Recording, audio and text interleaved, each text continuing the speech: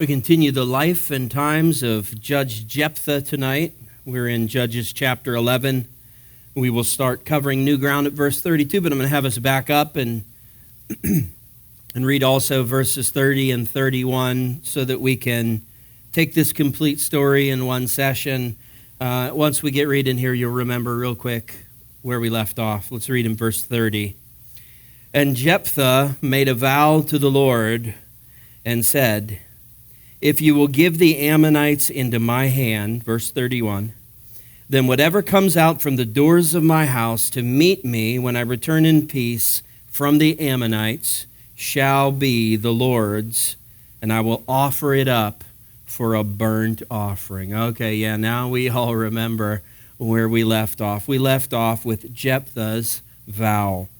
Anchored, I know we've talked about this a lot, but they just keep coming up in our Old Testament studies, and here we are again.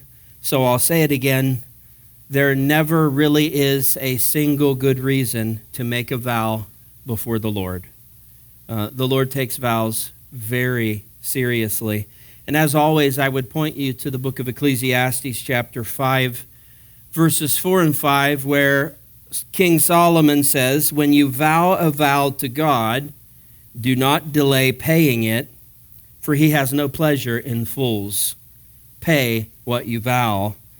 It is better that you should not vow than that you should vow and not pay." And so there you have it. The man known for his unparalleled wisdom in all of the history of the world has just told you that you are better off not making a vow before the Lord at all. I would just add that they are completely unnecessary.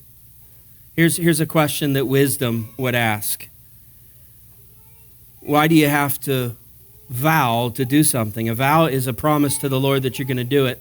Why do you have to promise that you're going to do something? Can't you just do it? If you make a vow, this is the issue, you know. If you make a vow, you have guaranteed the Lord that you are going to do that thing, whatever it is. So you are on the hook. And if something should come up in life, which is very common because we're human beings and life gets chaotic, and something comes up and knocks you off of your quest and you don't fulfill your vow, now you have committed a sin before the Lord. You've broken, oh yeah, that something was different there, huh? We forgot to turn those on. You've broken your word to the Lord. So how much better it would be to just to decide to do something.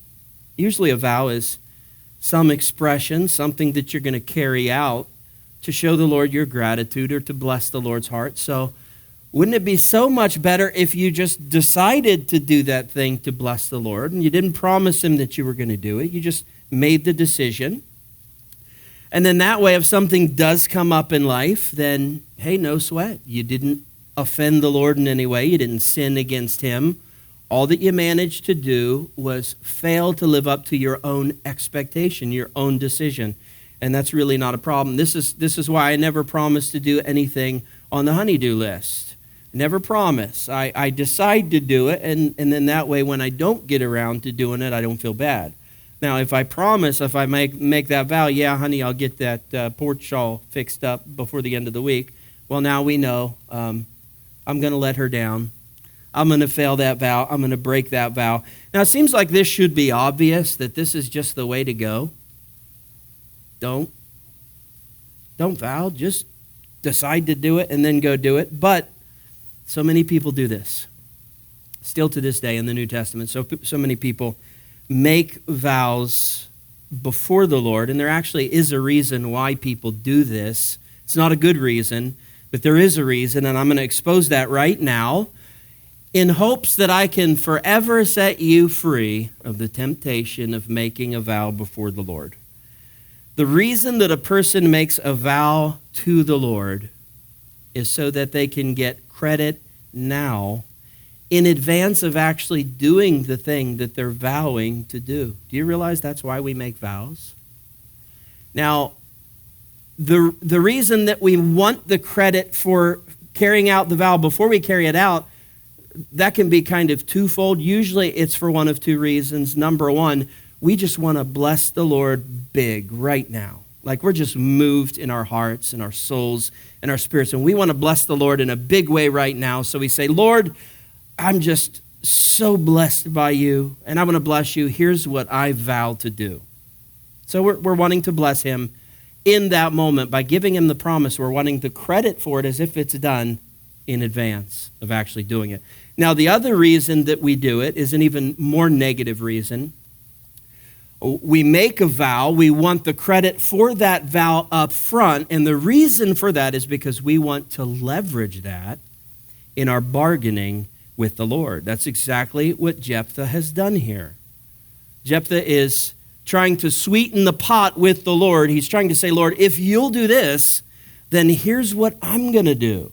So give me that credit up front. I'm committing this to you. Give me the credit now, and let me use that as a bargaining chip between you and I so that I can perhaps nudge you in favor of answering this prayer request of mine. Here's what it looks like for us. We say things like this: Lord, I'm in a bind.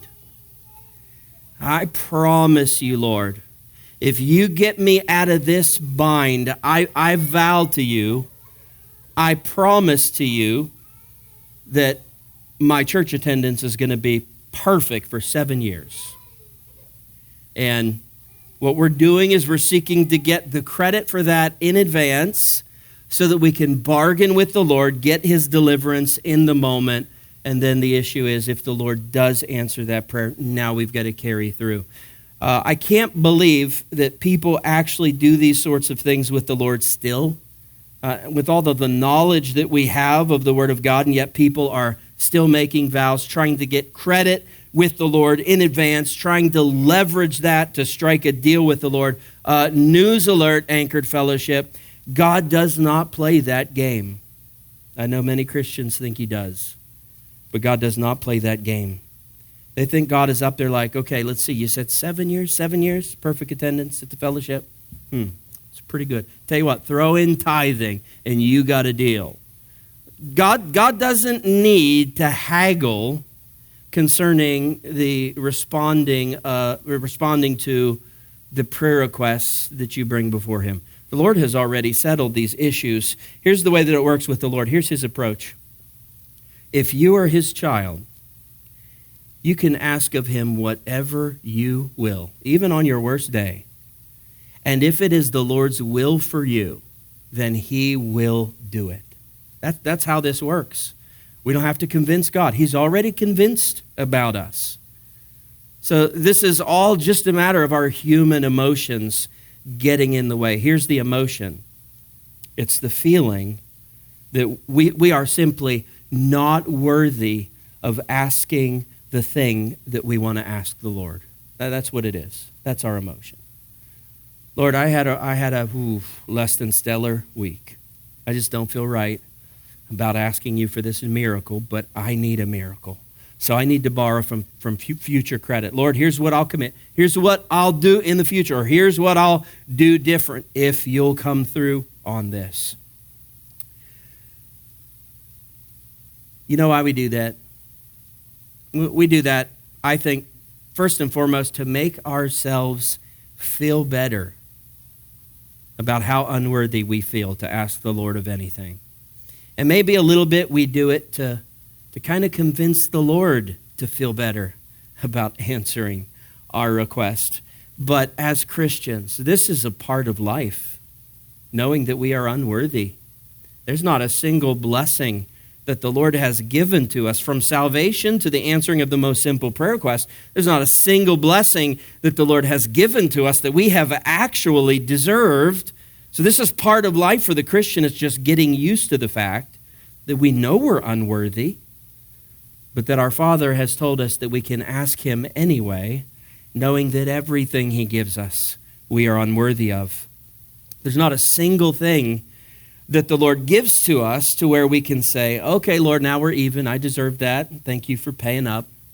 Now we're squared. There's not a thing that the Lord gives us that we can say that. Listen to Romans chapter 8, verse 32. Paul says, he who did not spare his own son, but gave him up for us all, how will he not also with him graciously not deservedly, but graciously give us all things. So you see the point of the verse there. That's a good verse to always keep before you. I think you're going to need it plenty. It's your reminder that God is already convinced about you. He doesn't need to be convinced to answer your prayer requests. He was already convinced enough about you to give his very best, the Son of God, on the cross. And if he did that for you, well, then he's also convinced that if you ask him in your unworthy state, he still has the heart. Despite the fact that you don't deserve it, he still has the heart to meet your needs because he loves you.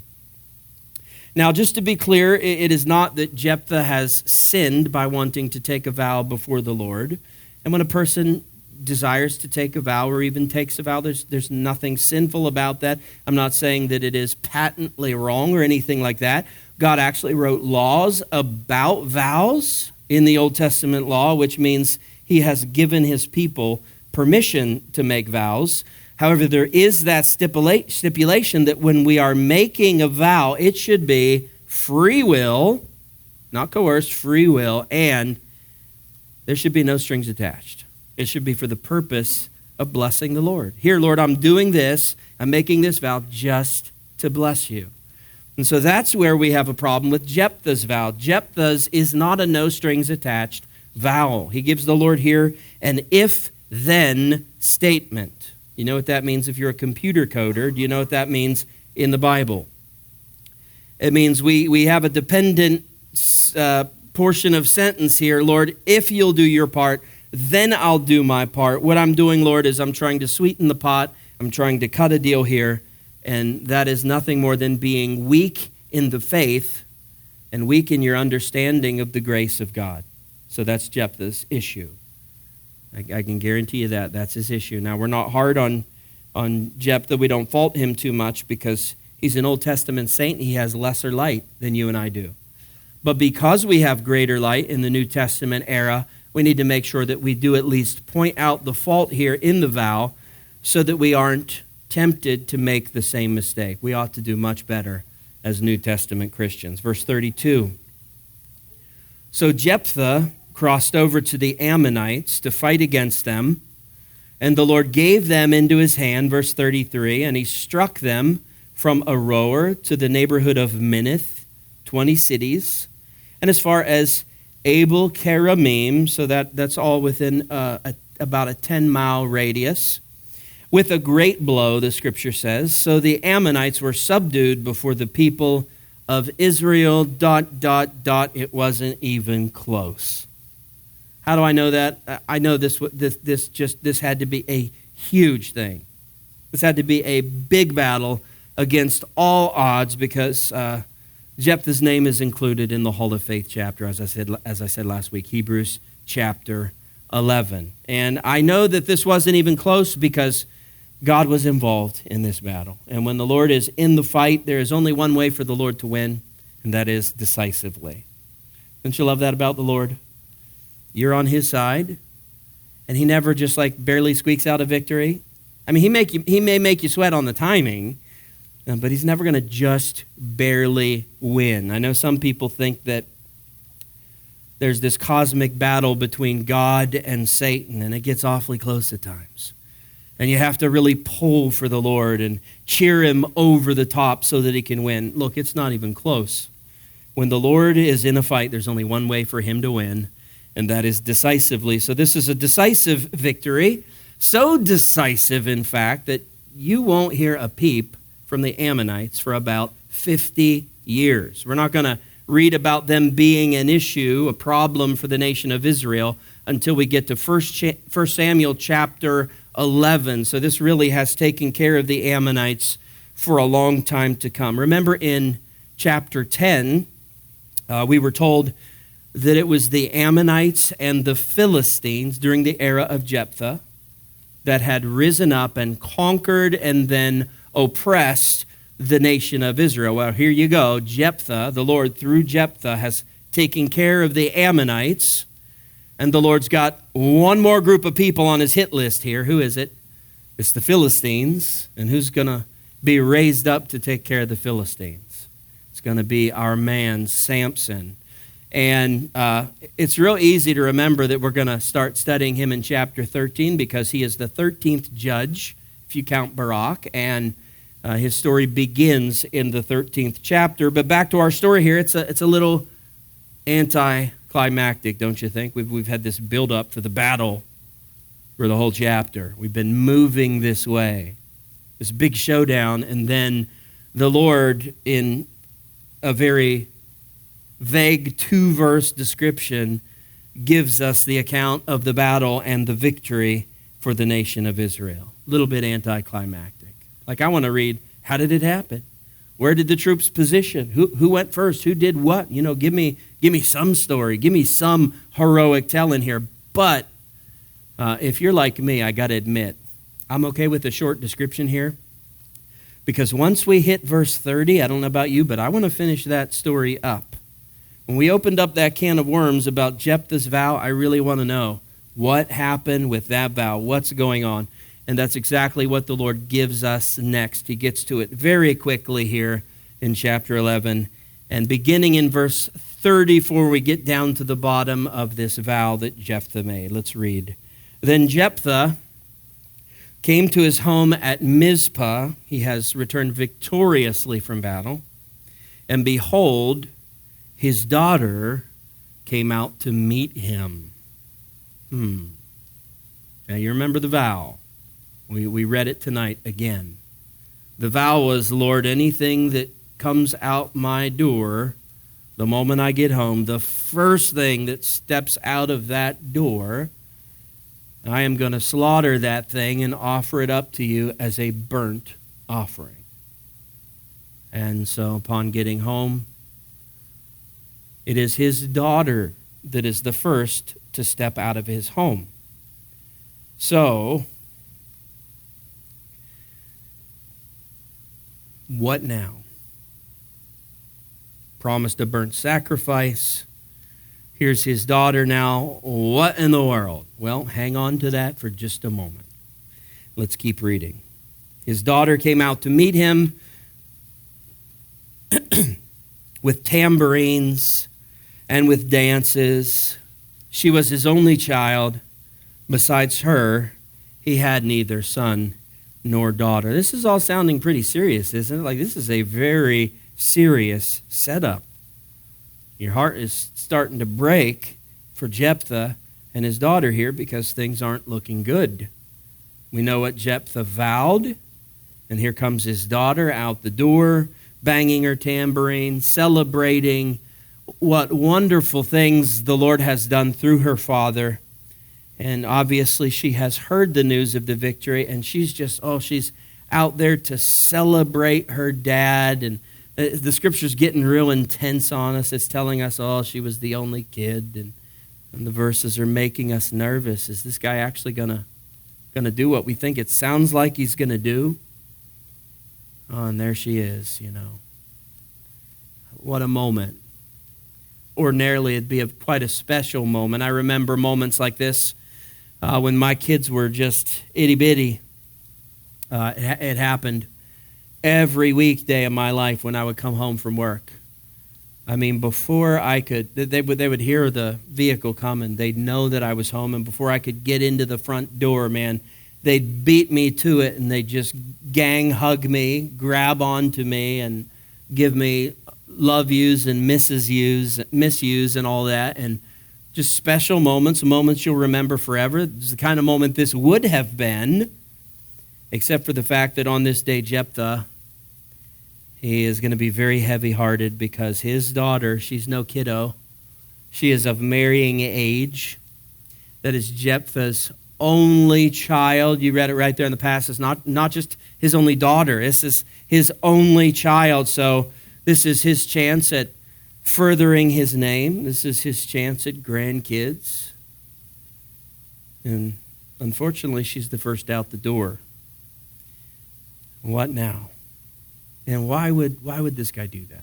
I heard someone suggest that probably his mother-in-law was always over, and he was hoping she'd be the first one to come out. I didn't say that. Don't get mad at me. I'm just telling you someone else said that. Personally, I love my mother-in-law very much, but I doubt that's it.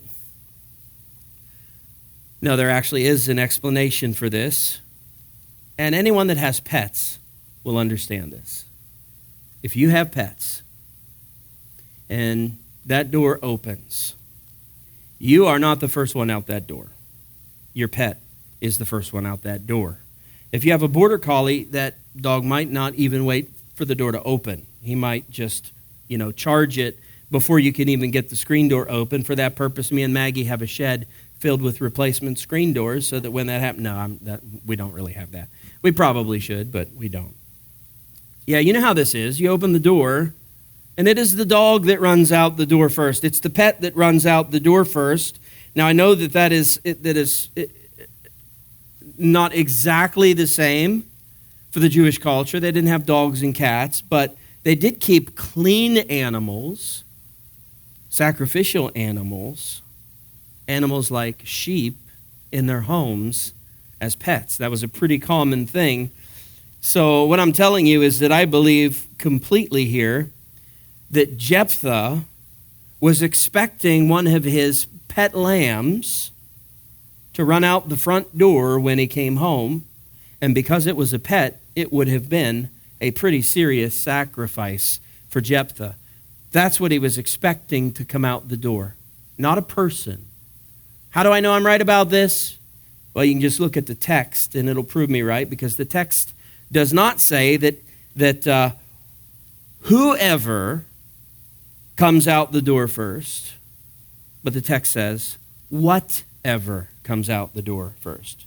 He is definitely not expecting a person to come out the door first, not even his mother-in-law. Guaranteed. Okay, but we're still back to the same problem. His daughter is the one that came out the door first. What now? I'll hold that thought a little longer. Verse 35.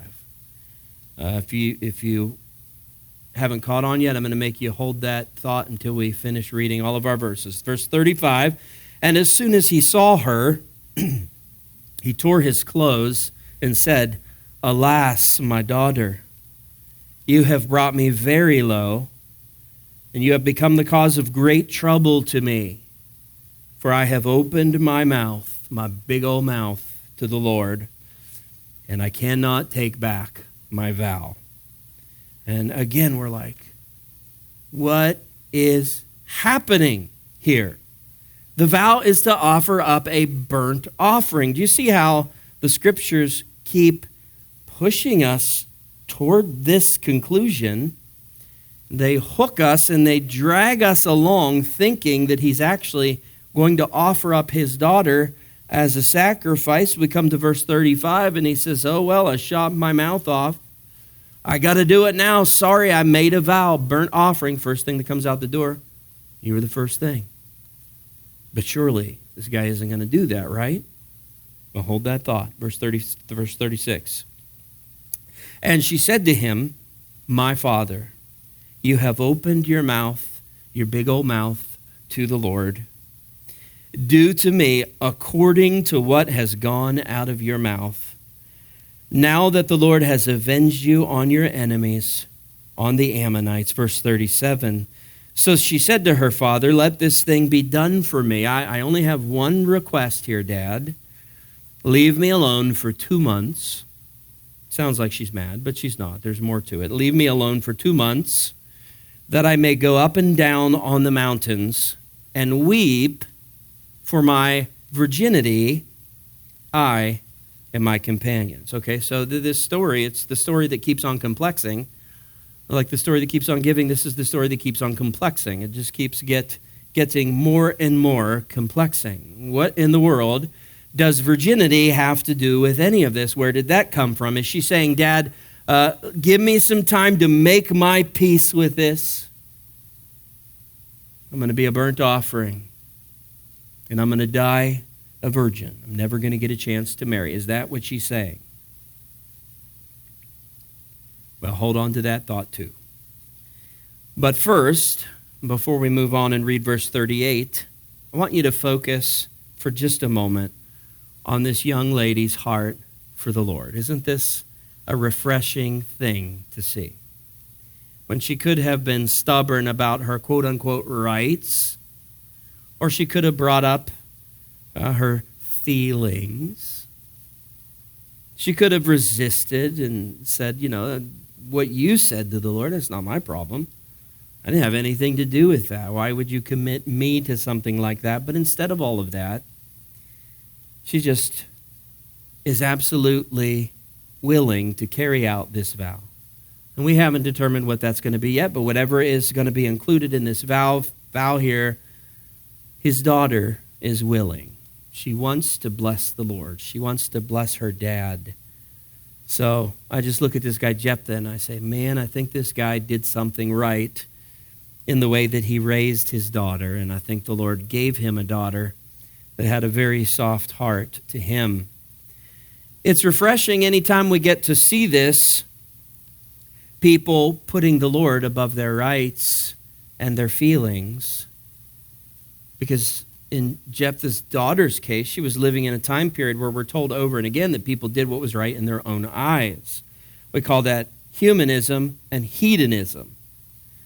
And as you know, that's the rule of the day for the most part, by and large, in this country. America has become largely humanistic and hedonistic. It's kind of like this. I got to speak my truth. I got to be good to me. I got to do what feels right.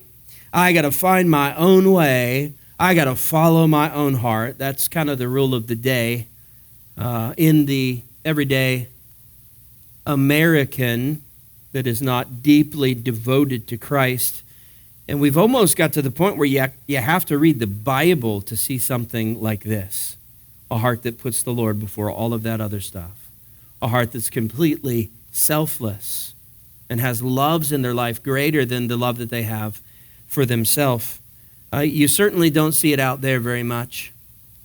And if we're being honest, sometimes it can even be tough to find among Christians. Sometimes even Christians can be very selfish in the way that they live their lives. Almost borderline humanistic and hedonistic at times. So I just love, and thank you for giving me these few moments here.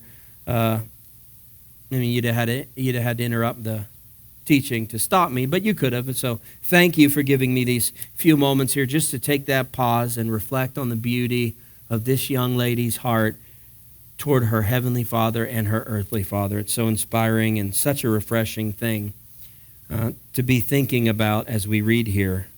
Verse 38, so he said, go. He's granting her that one last request that she had. Go, he says.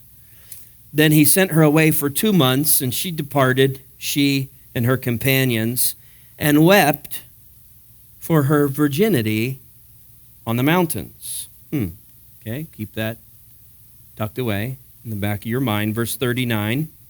And at the end of 2 months, she returned to her father, who did with her according to his vow that he had made. She had never known a man, and it became a custom in Israel, verse 40, that the daughters of Israel went year by year to lament the daughter of Jephthah, the Gileadite, 4 days in the year. Okay, now, confusing as that may be, we now have all of the pieces. So let's pick up all of these pieces and let's put it all together. Again, as I suggested, the passage seems to be pointing us to the fact that Jephthah's daughter was to be put to death as a burnt sacrifice before the Lord. You get kind of the overtones of tragedy here as you're reading. And then, of course, the word lament, that doesn't help much. Here's where we need to ignore where we think the passage is taking us and actually fall back on the Old Testament knowledge that we do have concerning the sacrificial system that was given in the law of Moses. To cut right to the chase on this, we are told straight up what this vow was. Just look back at verse 39 again. Maybe you caught it the first time through. Verse 39 says this, she returned to her father, who did with her according to his vow that he had made. And here's what that looked like. She had never known a man. All right, did it click? Everyone got it? Does everyone know what that vow looked like? Very clearly here, the vow of Jephthah was that his daughter would never marry and never know a man sexually. That was the vow. That's what his daughter went to mourn for 2 months. This is very consistent in the passage. There's actually nothing else supported here. His daughter went to mourn her virginity for 2 months. She didn't go to mourn the fact that she was going to lose her life. She went to mourn her virginity, the keeping of her virginity. And that's what the daughters of Jephthah went to weep over 4 days out of every year. My guess would be that it became sort of like an annual single ladies event. You go there to Mizpah for 4 days. Maybe they have like conferences and stuff, and you go there to lament over your singleness and pray, Lord, please don't let the fate of Jephthah's daughter be my fate. Lord, please bring me a husband. Or, I suppose it could be the other way around too. I suppose this could have been a conference yearly for the married ladies who came to lament that they weren't blessed with singleness as Jephthah's daughter was. Lord, you gave me this man, now I'm stuck. I guess that's up for interpretation. Could go either way, I suppose. No. But for sure, they were weeping over Jephthah's daughter's vow of celibacy. That's what this is. It's a vow of celibacy. And I need you to know that. It's very important to me that you don't leave here tonight not knowing that to be the truth as given to us in the Scriptures, because there are a lot of misconceptions about what exactly took place here and what exactly Jephthah did to his daughter when he carried out this vow. There are many who either don't have the Old Testament knowledge of the sacrificial system to know better. There are some that just forget what they know about the Old Testament law, and they get drug into the story and they get tricked by the flow and the feel of it, and they make a wrong assumption about the outcome of it. I'll be honest, there are even very reputable commentators who think that this was actually about human sacrifice. And they'll say that right in their commentaries. That's what they think Jephthah did, that he offered up his daughter as a human sacrifice. I know that that's a conception, at least partially, in this fellowship, because I had someone come up to me after last week's study and say, oh boy, I forgot about what Jephthah did. Oh my, what a shame, what a shame. And I could tell by the way that person was saying that they thought Jephthah had offered up his daughter as a human sacrifice. That's not true. Everyone with me on that? All right, let me just give you some. I know it seems like, oh, wow, we're going to be done early tonight because he's done reading verses and it's only 7:20. Well, we may be done early tonight, Lord willing, but let me just reinforce this biblically with you so that there are no misconceptions about this in the future. When you hear someone like wacky enough in the future to say, man, I can't believe Jephthah offered up his daughter as a human sacrifice, I want to make sure you don't think, oh, is that what happened? No, I don't want you to even go there for a minute. We start by knowing what a burnt sacrifice or a burnt offering was. And to get that information, we go back to Leviticus chapter 1. That's where the Lord gives us those 5 offerings that were part of the sacrificial system in the Old Testament. The first one he gives to us is the burnt offering. We know what it symbolizes. We studied it a lot here in this fellowship. Remember, we kept going over it and over and over it because we were going through Exodus and Leviticus and Numbers. Well, a burnt offering is a sign of consecration or dedication to the Lord. And there were let me reword that. There was a very small list of acceptable animal sacrifices when it came to a burnt offering. Here's what you were allowed. You were allowed to bring a bull, not a cow, a bull. You were allowed to bring a sheep, or if you were a little bit lower in the income bracket, then you could bring 2 turtle doves. Those were your options. Those were the only sacrifices, those were the only burnt offerings that the Lord would accept.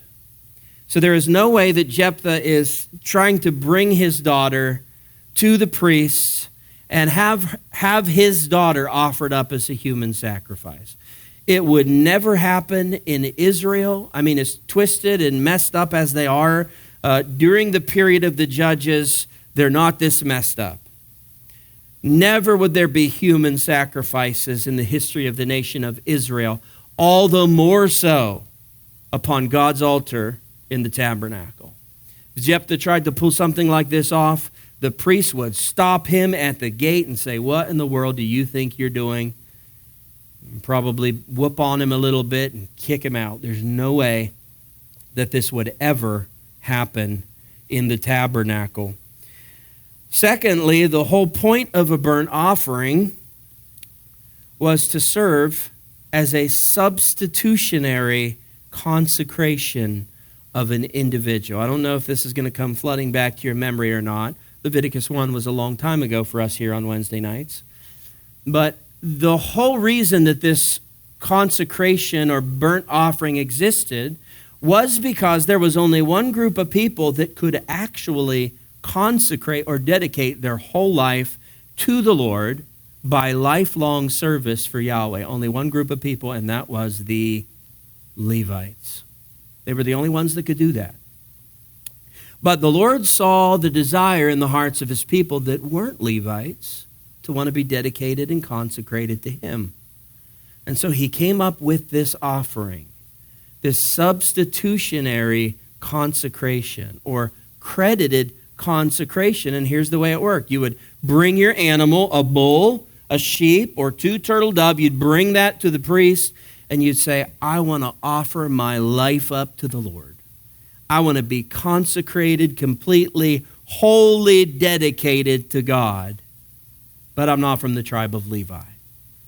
So I can't do that practically and realistically. So here's my offering of consecration." And the way this worked is that bull or that sheep or those 2 turtle doves would accomplish what the person couldn't. That animal in your place would be wholly consecrated to God. And I mean wholly.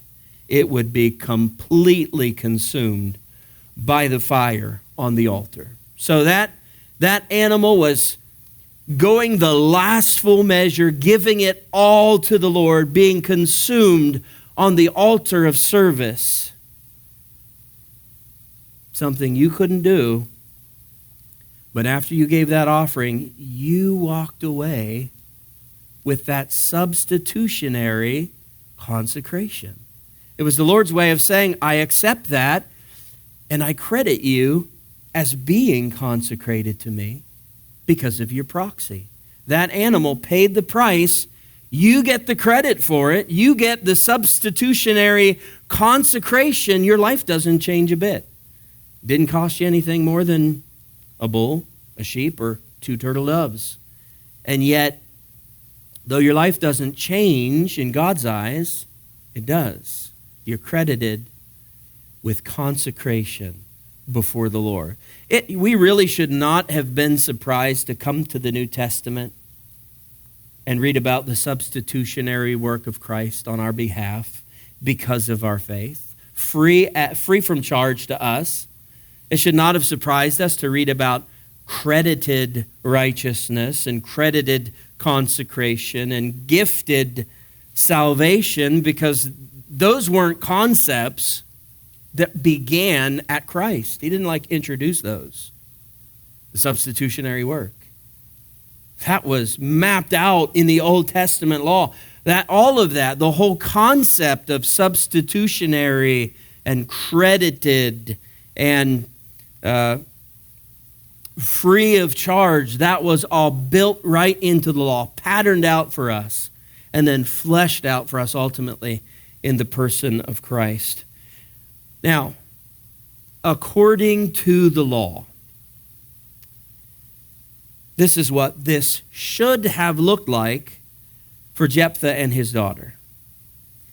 He may have had a sheep in mind. I wouldn't think turtle doves. Who knows? Maybe the guy had turtle doves free in his house. Whatever. Doubt he had a bull in there.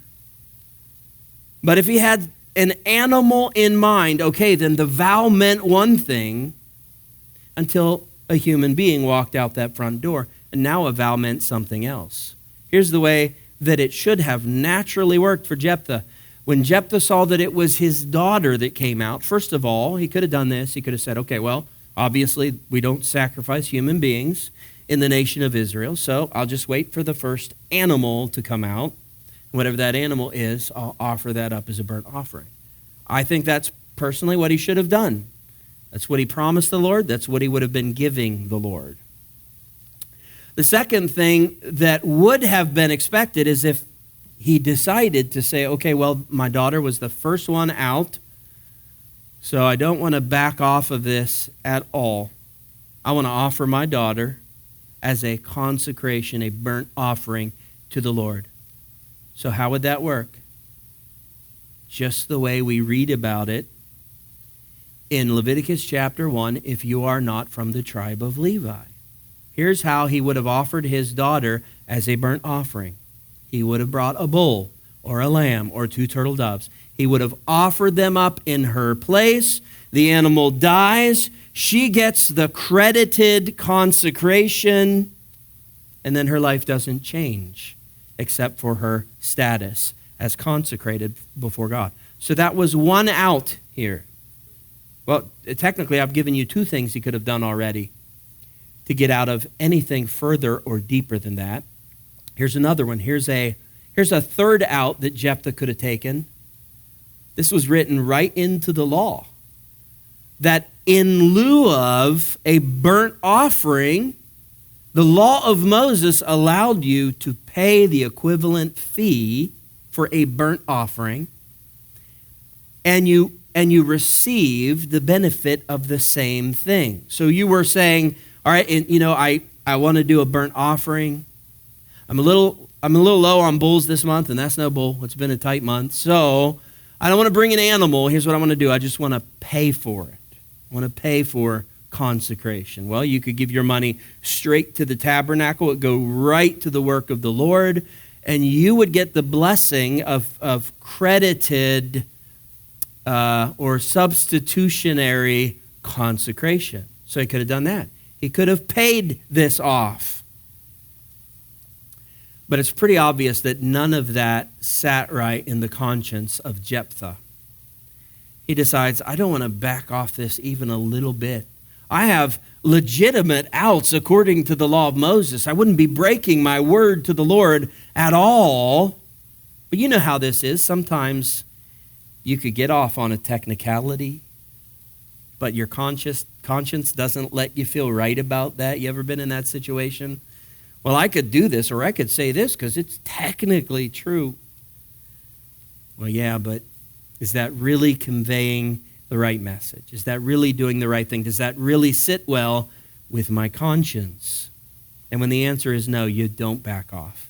You don't take the easy way out. Jephthah says, I can't do it. I can't take the easy way out. I've consecrated the first thing. She was the first thing. Obviously, I'm not going to offer her up as a burnt offering, but I've got to find something that equates to a burnt offering. Now, think about it. If you're a woman, let's see, not from the tribe of Levi, how could you do this? How could you take a vow and dedicate your whole life only to the Lord? You could take a vow of celibacy. And this has to be part of the unwritten conversation that took place between him and his daughter. He had to have this talk with his daughter. Honey, I vowed a burnt offering for the first thing. You were the first thing. And here's what I'm thinking that looks like to me. I'm thinking that I would offer you up as a daughter that takes a vow of celibacy before the Lord and commits her whole life wholeheartedly, body, soul, mind, spirit, all of it, to God and God alone. And they obviously had that conversation, and she was willing. She was willing. She was willing to say, I love the Lord, and I love you enough that I'm willing to take this vow of celibacy. Essentially, he's asking her to be a nun, He's asking her to be a nun, and she is willing.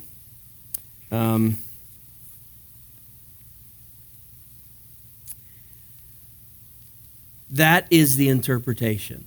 That is completely supported by the text that we just read tonight, Judges chapter 11, and the Old Testament law of Moses, the sacrificial system.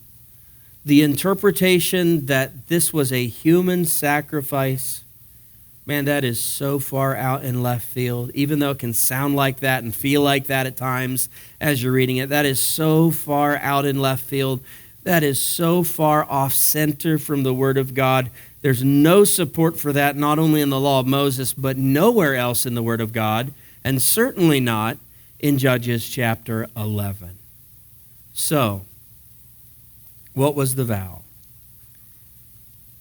Celibacy.